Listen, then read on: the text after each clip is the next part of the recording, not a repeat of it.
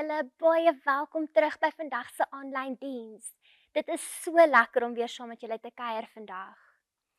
Julle, ons het 2 weke terug opgestyg oor die tuin van Eden. Laasweek het ons 'n bietjie turbulence gekry in Egipte. Hierdie week besoek ons die Jordaanrivier.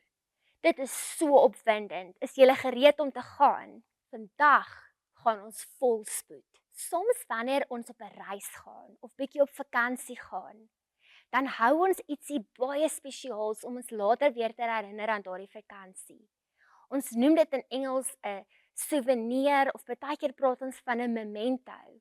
Dit kan iets wees soos jou vliegtuigkaartjie wat jy bære, 'n mooi sleutelhouertjie wat jy iewers spesiaal gekoop het, of slegs net 'n skulpie wat jy op die strand in Ballito opgetel het.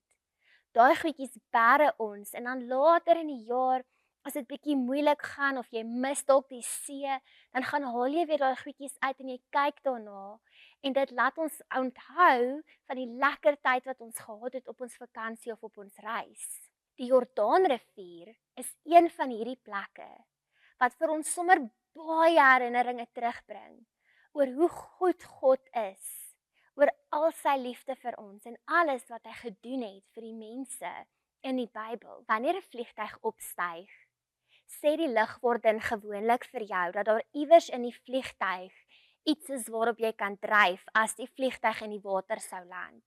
Iets soos jou stoel. As ons gaan swem, trek ons vlekkies aan of ons swem met 'n tubie en dit help ons ook om op die water te dryf. In die Bybel is daar 2 stories waar God se mense deur 'n groot massa water moes beweeg. Niemand van hulle het vlekkies of tubies of enigiets gehad waarop hulle kon dryf nie. Hulle het nie eers 'n boot of 'n vlot gehad om op deur te gaan nie. En raai wat? Hulle het nie eers nat geword nie. Wie van julle kon dit al regkry om deur die water te gaan sonder om nat te word? Ek dink nie ek kan dit regkry nie. God het albei kere iets besonders gedoen sodat sy mense deur die water kon stap. Die eerste keer was nadat die Israeliete uit Egipte uit beweeg het hulle voor die Rooi See staande gekom.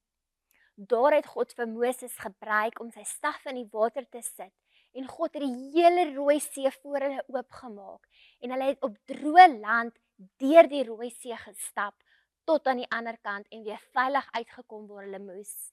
God het die water toegemaak bo op die Egiptenare en die Israeliete was veilig gewees. Na dit het hulle vir baie jare deur die land getoer om te kom by die plek wat God aan hulle beloof het. Maar toe hulle daar kom, is daar alweer water wat hulle keer om die land binne te gaan.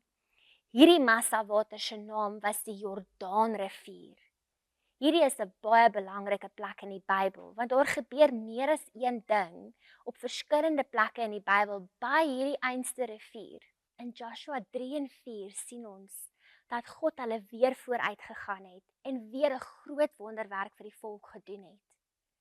Hy het gevra dat die priesters vooruit moet gaan met die ark en dat hulle met hulle voete binne in die bank in die water moet gaan staan, sodat die water weer sal oopmaak. Die water het opgedam asof dit teen 'n muur vasgevloei het en die volk kon deur die rivier stap en veilig aan die ander kant uitkom by die beloofde land soos wat God gesê het hulle sal. Nadat hulle deur die rivier getrek het Joshua vir hulle opdrag gegee dat 12 man sal gaan en elkeen 'n klip uit die Jordaanrivier sal optel. Elke klip het een van die volke van Israel verteenwoordig.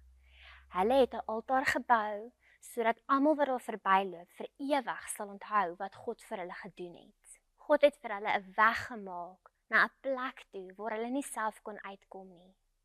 Net so, 'n klompie jare na dit, stuur God iemand wat vir my en vir jou ook 'n weg kom maak het. Hy stuur vir Jesus wat toe gedoop was in daai selfde Jordaanrivier.